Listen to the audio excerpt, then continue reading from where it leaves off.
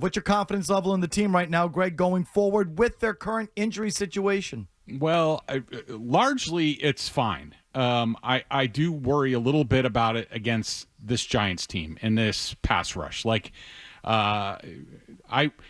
If they struggle this week against the Giants and, Brian Burns and Abdul Carter and Dexter Lawrence, I would not jump to conclusions that this is the way it's going to look for the rest of the season. Oh, my God, we can't protect Drake May. This might have happened if Will Campbell and Jared Wilson were out there. That's how good these guys are up front. And I was actually looking forward to, watching Will Campbell against, Carter and things like that, and which I think they played in the preseason. I think we saw it a little bit in the preseason. But anyways, largely I'm fine with it that I have a lot of confidence as opposed to, say, last season with those coaches, with Alex Van Pelt. I have a high level of confidence in Doug Marrone, Hotaling, Kugler, the three offensive line coaches, plus Josh McDaniels is not going to ask Vidarian Lowe to do anything that he can't do. He is going to start every play call, every pass that they put into this game plan with, how do we protect it against this team? And so it's probably going to look a little bit different. They're going to have to do some mildly different things, but largely I'm fine with it. And the best news is that they're likely getting those two guys back before the end of the season. So, again, everything coming up Patriots. Yeah, but I'm hearing some trepidation in your voice there, big boy. So are there patterns starting to develop, though, offensively? Or are teams starting to figure them out a little bit? Well, a little bit. I will say some things that have come up in recent weeks is, we saw Todd Bowles drop the 8 in coverage, and we saw the Bengals do that, even though Drake did a better job against it this time. The Bengals, it looked like to me that they had some sort of wrinkles as far as the Patriots protection, which I haven't seen, probably since the days of, Rex Ryan. There was a lot of sort of late movement at the line, moving a linebacker on the edge of the line. Some of it was just max blitz where they don't have enough guys to block. But I thought that stuff threw the Drake May for a loop a little bit. The Bengals played more man coverage in this game, which I think the worst case scenario for Patriots team, and you might see this from the Broncos, the Texans, should they face them in the postseason, a team that can get pressure with 4 a lot of the time and man up against your, adequate, decent weapons, but not, anything that's going to blow you away. Then there's the lack of run blocking, the lack of being able to get a yard against the Cincinnati Bengals, their inability to block in short yardage.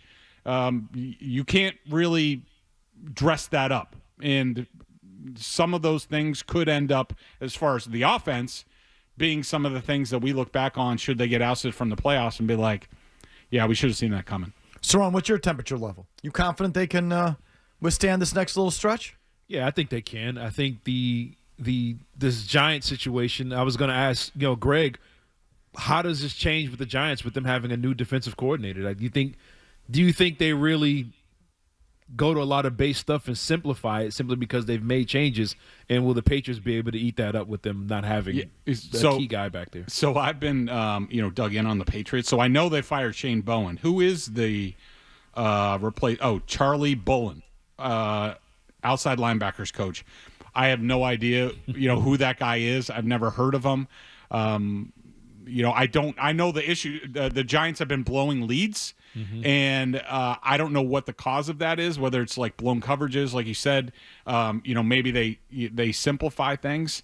But I'm just terrified of that pass rush. And this would be a really good week for the Patriots to get off to a good start, play the game on their terms like they have on the largely during this 9-game winning streak. Because you get behind this team and you got Abdul Carter, teeing off, and you got to get guys in the route and not keep an extra guy in, that's when things could get a little dicey. So just reading your email, Greg, or what you've written on Boston Sports Journal, you did not like the way they played on Sunday in Cincinnati at all. No.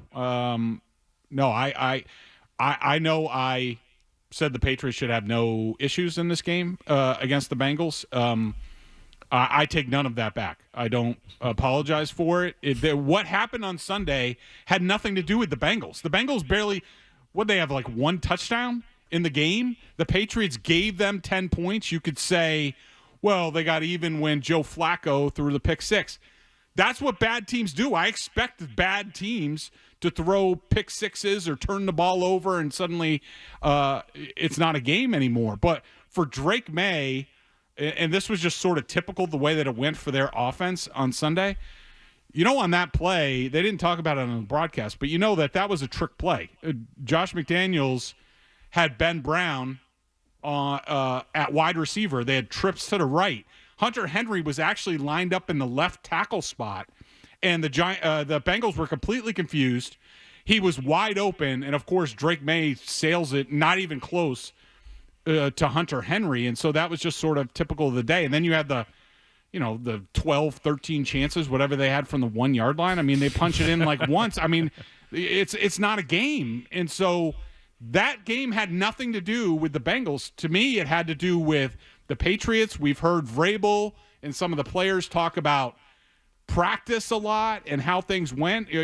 Towards the end of my stint, I think last week, I said one of the questions that I had that I somewhat worried about going into this stretch where they had the Thursday night game, the long weekend, then the bye week was this team has been going hard at it on the same schedule basically for 11 weeks. Mm-hmm. And almost all 1 o'clock games. Like you get into a rhythm and your body gets into a rhythm and you're tuned up for it. And these guys were into it. They were doing a great job. Drake May's in a great place. He's really feeling it. Then suddenly everybody takes a 3-day weekend. They come back. They take the foot off the gas, and then that's what it looked like on Sunday. So that's what I saw. I'm not overly concerned about it, but they're going to have to figure some things out so that they come back from the bye week good because they got 2 huge games right after the bye week.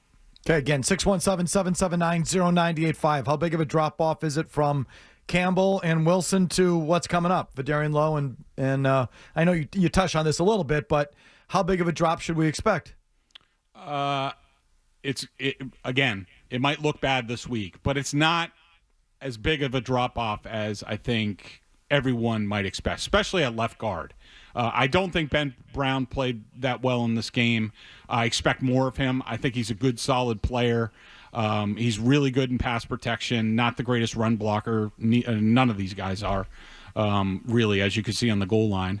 The Will Campbell thing, look, there's going to be a drop-off. I think that there's a perception about Vederian Lowe from last year. People have PTSD from Vederian Lowe from last year.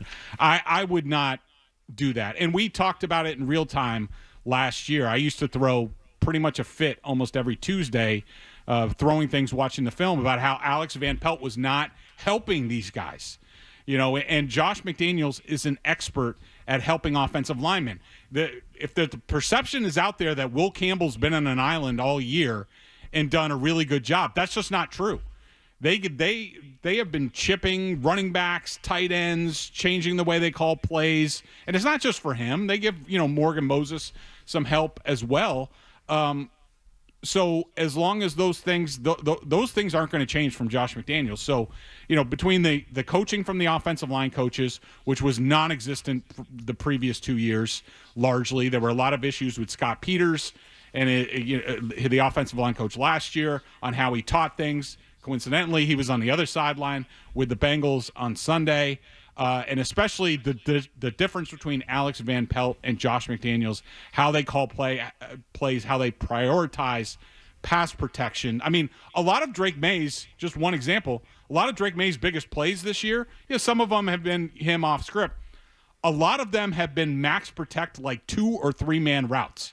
And that's what they're going to have to do going forward. I don't think that's going to change. So I don't think there's going to be a huge drop off, with the caveat it might not look that great on Monday night against the Giants. Greg, do you feel partially responsible for these injuries, putting it out in the ether, and then was the coach calling you out after the game? I don't think he was calling me out, unless he's a closet listener to my podcast or Felger and Maz, where I just want to state for the record, I didn't just start talking about injuries this week. I have been talking about them for weeks, because I think as a journalist, you cannot tell the tale of the now 10-2 New England Patriots without talking about their incredible injury luck. It's been part of the story, and it's been a big part of the story. And so I apologize for nothing. I don't think that Vrabel was calling me out specifically because he said about the questions this week.